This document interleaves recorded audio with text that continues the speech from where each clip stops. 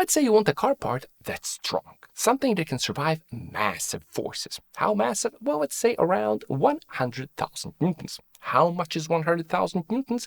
Well, to put it into perspective, an average person like myself can throw a punch with a force of around 1,000 newtons. That's if I'm lucky. A sledgehammer blow, so something pretty powerful, that can manage around 5,000 newtons. So 100,000 newtons, that's 20 times stronger than a sledgehammer blow. And this is the force generated by the combustion pressures inside the engine, a force to which engine internals are subjected to thousands of times each minute when the engine is running and under load. And 100,000 newtons, that's the stuff that economy engines generate nowadays. Modern forced induction engines and diesels can manage up to 200,000 newtons with their combustion pressure. Now, engine internals, as we know, consist of the crankshaft, the connecting rod, and the piston. Now, the crankshaft only rotates. The piston only reciprocates, but the connecting rod has a more complicated travel path. It both rotates and reciprocates at the same time, which means that it's exposed to the most complex and problematic forces, also meaning that it's under the greatest amount of stress. And to ensure that the connecting rods handle this stress, that they can survive it without yielding, we usually make them out of steel. But sometimes we also make them out of aluminum. Now, steel is strong. Here's just how strong it is. A small bar of steel, which has a cross-sectional area of only 1 square centimeter and made from a high-strength alloy like 4340 steel, for example, this little thing can survive 75,000 newtons before breaking apart. Now, aluminum is not as strong. Even if we make our little bar from a high-grade aluminum alloy like 6061 or 7075, it will only manage around 55,000 newtons before failing. Compared to this, carbon fiber is in a league of its own. The same little bar made from carbon fiber can manage 250,000 newtons, so this little thing alone can survive inside the engine. But here's the funny thing. We put rods made from the weakest material here, which is aluminum, into our most powerful and most extreme engines, the engines that generate the highest combustion pressures and have the highest probability of mangling their internals. Why do we do this? Well, we do it because aluminum is light. Now, a small cube with sides of 1 centimeter, so 1 cubic centimeter, when made from aluminum is going to weigh around 2.7 grams. The same little cube, when made from steel, is going to weigh around 7.85 grams. So as you can see, aluminum is much lighter than steel. And this is good news because it gives us ample room to compensate for the reduced strength of aluminum by increasing the amount of material while sacrificing just a bit of weight. In other words, we're going to make the connecting rod all chubby, increase its cross-section, and the end result is a connecting rod which is as strong as a steel con rod while managing to weigh half as much. And when it comes to engine internals, the less they weigh, the better, because the less they weigh, the less engine work and energy is wasted on getting them up to speed. And they also carry less momentum when they are at speed. The end result is an engine which has reduced parasitic losses, higher RPM capabilities, and is more responsive. But aluminum has to pay a price for its low weight, and unfortunately the price is longevity. To put it in more technical terms, aluminum actually has no fatigue limit. It may sound like something cool and powerful, but it's actually not. It's bad. And to understand it, we have to observe this little graph. Now, this line right here, that's steel. And the horizontal part is a very distinctive fatigue limit of steel. This line actually stretches into infinity. Now, our horizontal axis is the number of load cycles applied onto the part. And as you can see, as long as the force magnitude of the load cycle is below the value of the fatigue limit, the steel part is going to last forever. In other words, you can keep repeating the load cycles into infinity, and as long as the force is low enough, the part is never going to fail. And as we know, steel is pretty strong, so you can apply pretty high forces forever onto a steel part. But unfortunately, aluminum is different. This line, it keeps going down. And eventually, after a certain number of load cycles, the part is inevitably going to fail, even under the smallest of loads. In practice, this means that steel connecting rods last the life of the engine, but aluminum connecting rods usually last only 10 to 20% of the engine's life, making them really only suitable for racing and motorsport applications where short engine life and frequent rebuilds are a given. So it seems that with metals, we have to compromise. We can either have low weight or long life. We can't have both. But what about carbon fiber? Well, with carbon fiber, we don't have to compromise. Just like it blows steel out of the water when it comes to strength, it also blows aluminum out of the water when it comes to weight. That same cubic centimeter, if we make it from carbon fiber, it's going to weigh only 1.8 grams. So this makes carbon fiber the ultimate material for engine internals, right? It's incredibly strong and it has incredibly low weight. There must be some catch, right? It probably has horrible fatigue life. Well, just like aluminum, carbon fiber does not have a clear fatigue limit, meaning that after a certain number of load cycles, it's inevitably going to fail. But thanks to its absolutely ridiculous tensile strength, the number of load cycles that a carbon fiber part can survive makes it pretty much infinite for practical purposes. A nice practical example is this. Helicopter blades. If they're made from aluminum, they usually have to be replaced every 6,000 or 7,000 hours or something like that. If the helicopter blades are made from carbon fiber, they are considered to be infinite. And although they do have a finite fatigue life in theory, in practice, that fatigue life is so long that it's longer than the life of the airframe.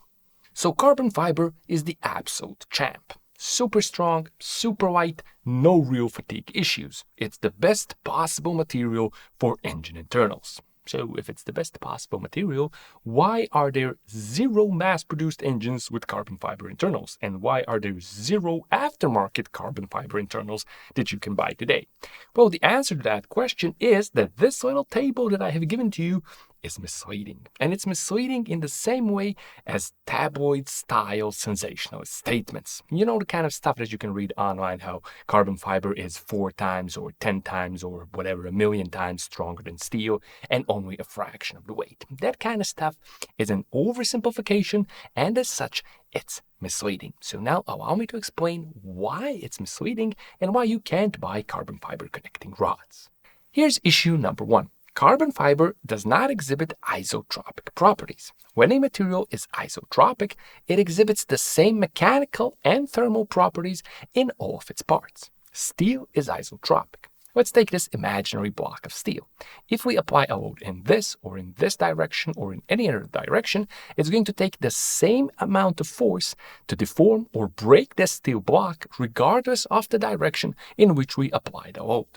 But carbon fiber isn't like this. It's not isotropic, it's orthotropic. In other words, it's a bit like wood. And this is because parts made from carbon fiber can't be one solid chunk like steel parts. Instead, they must be made by layering up individual layers of carbon fiber one at a time.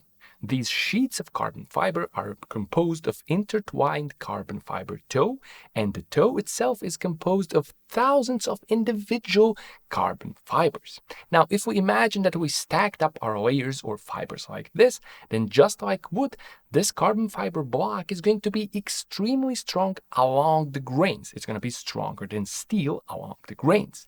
But if we apply the load in a different direction, across the grains for example, the carbon fiber block isn't going to be nearly as strong. In fact, if we change the direction of the load, then the strength of the carbon fiber part is going to be highly dependent on the number of layers used and their orientation and distribution. And if you recall, at the beginning of the video we said that connecting rods face very problematic and complex forces. In other words, they face multiple forces from multiple directions, meaning that the isotropic properties of metals are actually very desirable for engine internals.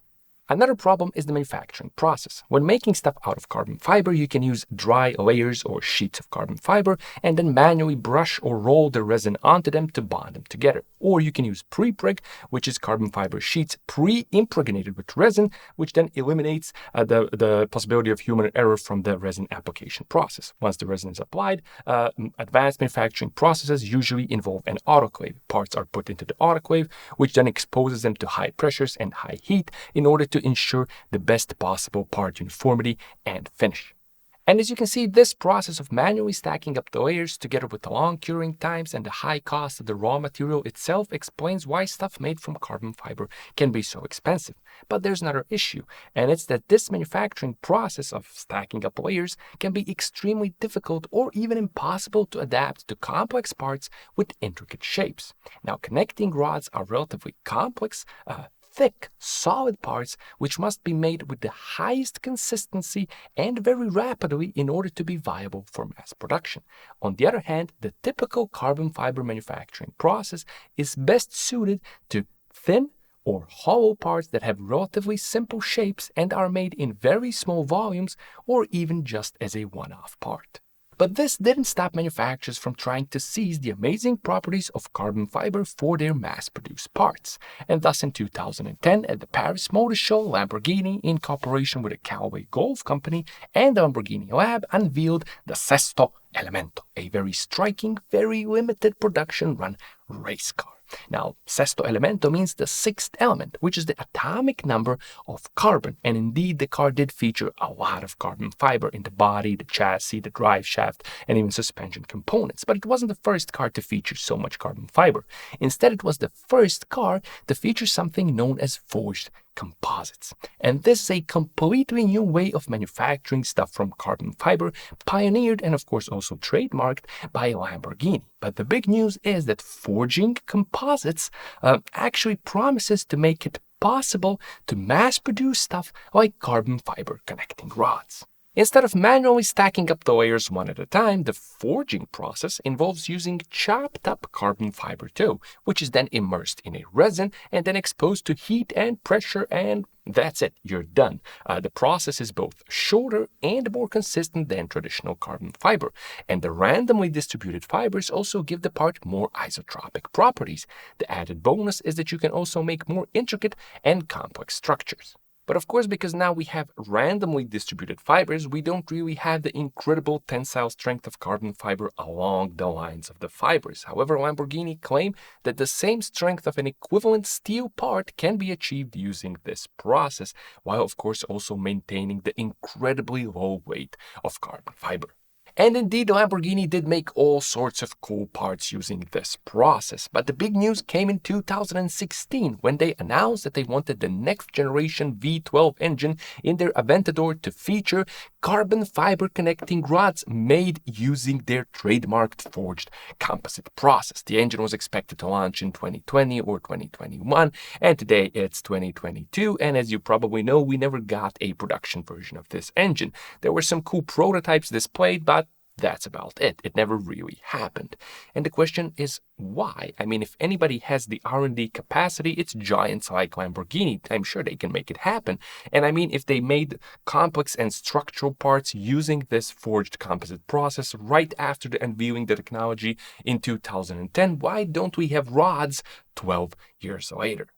To get a bit more insight into why it didn't happen, we have to come back to our sensationalist statement from the beginning of the video. Remember this one, carbon fiber is 5 times stronger than steel and only a fraction of the weight. We already explained that it's a lot stronger than steel only if you apply the load in the needed direction. But there's another problem with this sentence, and it's this, carbon fiber, that word, because what we're doing all the time when talking about carbon fiber is comparing carbon fiber alone to metals. And none of the parts that you have seen in this video, or that you've probably seen in person, or that are used on cars, none of this is carbon fiber alone. All of it is carbon fiber plus epoxy resin.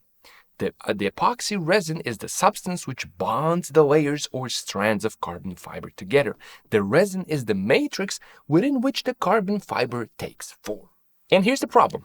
Epoxy resins hate heat, and there's a lot of heat inside the engine. Epoxy resins also hate acids, and acids can form inside the engine and the engine oil. Also, epoxy resins really hate coolant. And of course, coolant exists inside the engine. It means that a failed head gasket could lead to a snapped rod, and you really don't want this. All in all, the insides of an engine are an extremely hostile environment for epoxy resins. And if the resin fails, the entire part fails. No amount of carbon fiber tensile strength can protect against this. And as far as I know, no currently commercially available epoxy resin can guarantee reliability and longevity in the environment that exists inside the engine. So if the epoxy resin is the problem, then let's get rid of it. Sure, no problem. We have actually something like that. It's called carbon-carbon, and it's carbon fiber in a matrix of graphite. It's an incredible material. We use it on the nose and the leading wing edges of space shuttle. It has incredible heat resistance, low weight, good tensile strength, you name it, bunch of amazing properties. In fact, in 1994, NASA made and tested carbon-carbon pistons inside engines, and they found that they outperformed aluminum pistons in every way. Better torque, lower weight, better resistance to detonation, you name it. But in 2003, we got to see in practice a big problem with carbon-carbon when a small piece of foam fell off and hit the wing of the Columbia Space Shuttle and shattered it, leading to the death of all the crew members on board. And this happened because carbon-carbon has absolutely pathetic impact resistance. This means that inside the engine, a small piece of debris or maybe a small piece of carbon buildup from combustion or maybe even slightly more aggressive engine logging, which simulates something similar to an impact, all of this could potentially lead to the compromising or even shattering of carbon-carbon engine internals.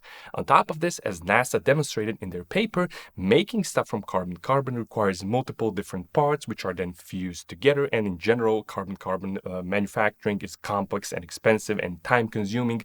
So all of this means that we're actually better off with epoxy resin. But there's another problem. As you know, to attach the cap to the body of the rod, you need bolts. And where there's bolts, there's also going to be threads. But making threads directly in carbon fiber is not possible. The material is very much unsuitable for this. The threads end up being weak, the material starts to fray or delaminate or whatever. It just doesn't work. So carbon fiber connecting rods have to use metal inserts, and this is not really an optimal solution. So with all of this in mind, I decided to send an email to every possible Lamborghini company address I could find. I asked whether they have overcome the challenges of resins and threads and whether they have still plans to make the carbon fiber connecting rods reality. Boss, I just received this email from this YouTube ragazzi driving quattro something. He asking about our connecting rods. I need to reply to him, right? Yeah, as you might expect, months passed and I never really got a reply from anybody over at Lamborghini. I honestly didn't even expect it, but don't worry. Lamborghini isn't the only one dabbling with carbon fiber engine internals. There are 3 more companies, in fact. The first one I came across is called Nemo Composites, and they tried a crowdfunding thing to get money for their carbon fiber rods. They got around $125, so they were out of the picture. The next company is called Extreme Tuners from Greece, and they're posting a lot of cool stuff on their social media. It looks like generative design together with 3D printing. They've been posting this for a while, so I sent them an email as well.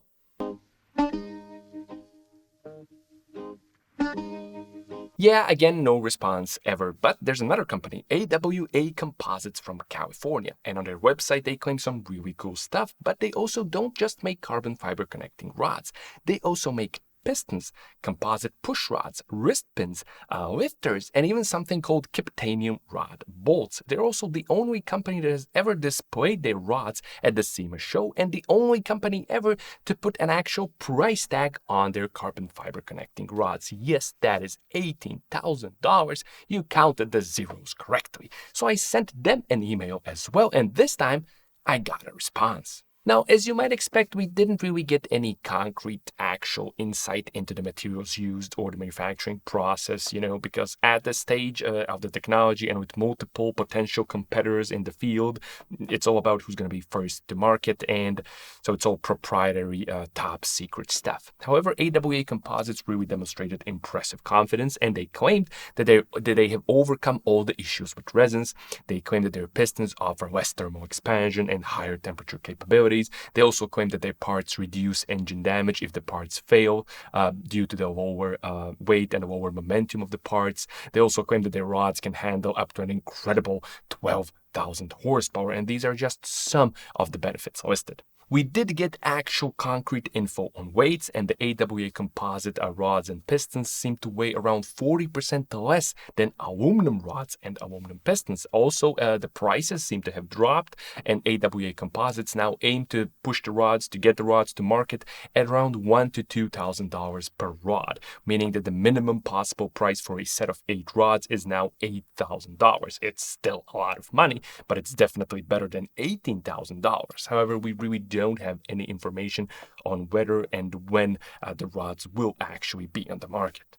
So it's undeniable that this is all very impressive stuff, and I will choose to remain optimistic about the claims of AWA composites. However, there is a point I disagree with, and it's application. Currently, AWA Composites is developing their rods for extreme drag racing application, basically top fuel racing, and they claim that this is as a proof of concept to reassure their clients that their rods can handle pretty much anything.